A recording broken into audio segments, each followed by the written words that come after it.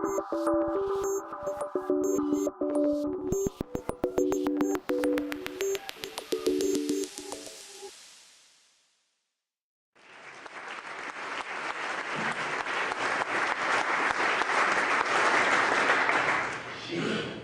after listening to all of that. Amy, you're a young leader under 40 years. I'm still waiting. I'm still waiting to be a young leader under 40, and I will continue to wait.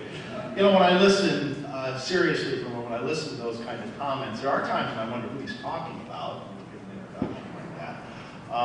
But I don't do it alone. It's because the people that I'm around, the people that I choose to be associated with, choose to associate with me. Most of the things that I've achieved over the course of my career, yeah, I've worked hard, but opportunity has been presented to me and I've taken advantage of those opportunities. And I scratch my head sometimes and wonder how I got here and why I'm at this podium. I don't know why, but I am. But in large part, it's me working hard, but working with good people, people who have a vision, people who want to have an impact, and that's a phrase that my advisor back in graduate school always talked to me about having an impact, and that's what I strive to do. And I'd like to think I can do that, but I can't do it alone, no more than you can achieve things independently, things that really impact not just yourself, but the community at large. I don't have prepared remarks. That's the danger of putting me at the podium, because I can't write a speech. If I do, I go immediately off script, and I've already done that. I don't know how many of you heard the story on NPR this morning about community.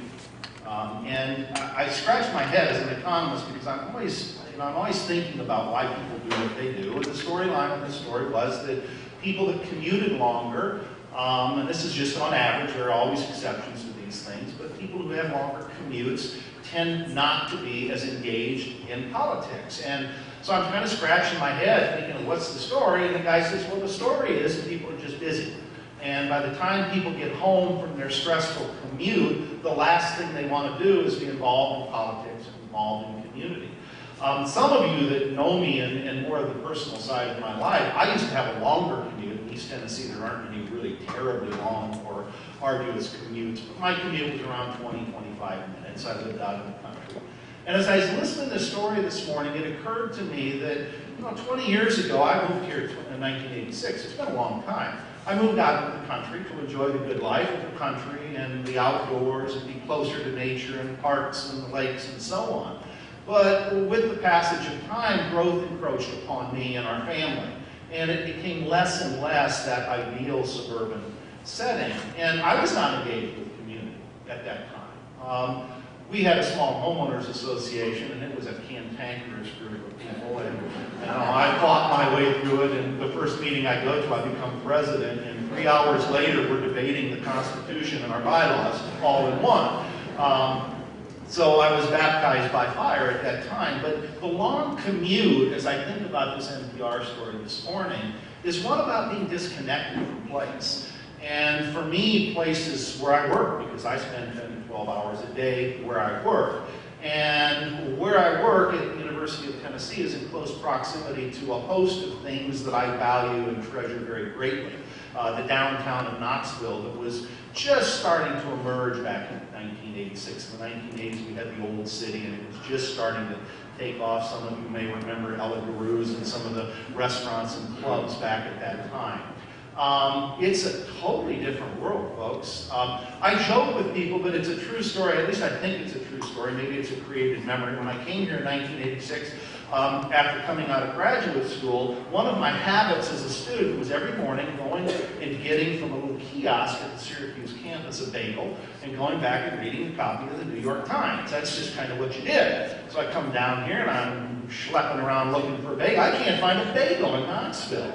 I couldn't find a copy of the New York Times. I could get delivery of it, but I couldn't find a vendor. Now, there were, I'm sure, bagels, and I'm sure the New York Times was somewhere. I didn't really like Knoxville when I lived here. But I lived not in Knoxville. I lived out there in this hinterland, this little obscure place in Blount County. It's a great place. I loved it. I still love it. But it was not community. What Plan ET is about is really about community, and it's about people working together. We can be hermits, we can live in our own little world, and there are parts of our lives where we have to do that. That's what human nature and individualism is all about.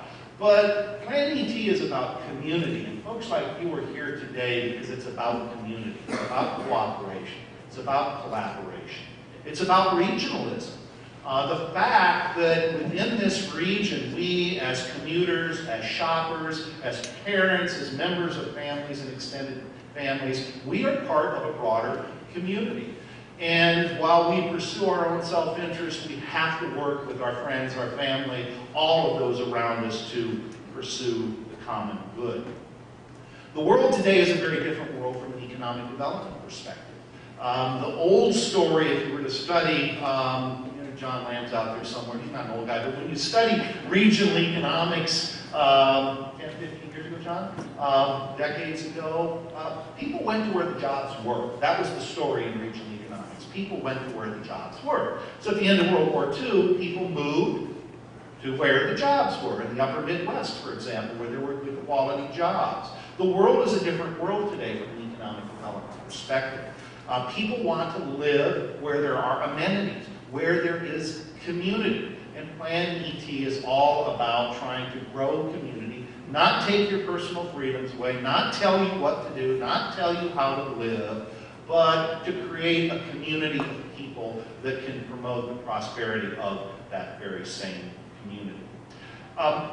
Amenities, parks, bikeways, these are the sorts of things that have become increasingly attractive to people when they pursue jobs. And as the mayor said earlier in his remarks, it's very important. Site locators, developers now recognize the importance of things like amenities to promote regional economic growth. Our downtown, the broader region, has embraced those same sorts of amenities. So as we look forward and we plan, using Plan ET as one of the mechanisms to promote our economic growth and development, I urge all of you to participate collectively, productively. We can argue, we can fight, but in the end, what we're going to be doing is promoting this region's well-being.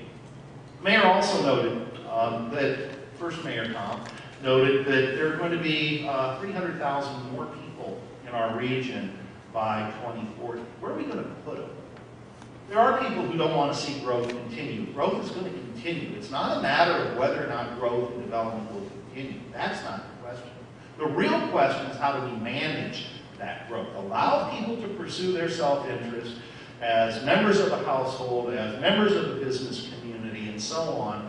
But how can we grow and develop together? Again, I remember years and years ago living in rural Blount County, and I put an addition on my house. I don't ever recall, John Lamb tell me I wasn't wrong, I never got a permit to put a 1,000 square foot addition on my home. I don't think a permit was required at that time. So we allowed people to just grow. And what we got was a consequence that in many respects wasn't particularly desirable. Sprawl, very broadly, is an example of one of those adverse consequences. So we have to work together, and we have to make choices together. And some of you may remember the rock band Rush, and one of the favorite, as an economist, one of my favorite lyrics from that band is the comment that if you choose not to decide, you still have made a choice. Start singing along with me here. Inaction is a choice. Not doing anything is a choice. And the problem with that is that someone else then chooses your future for you. So Plan ET is about bringing people together to work together to pursue common goals and objectives, but it is not about taking individualism away. So we can help shape our future. Plan ET is one of the mechanisms for doing so, or we can let other people make that choice for us. And I would like to think that Plan ET is the mechanism where we work together to promote community.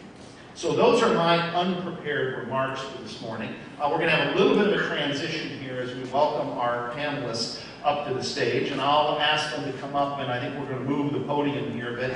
As we do this, what we're going to do is have a conversation between Matt Gallagher from Knox Mason, Stephanie Meyer from Green Mountain Coffee Roasters, and true story this morning, I got into work, it's about 20 after 6, and I decided I didn't have time to make my own pot of coffee, so I went down and had Green Mountain coffee.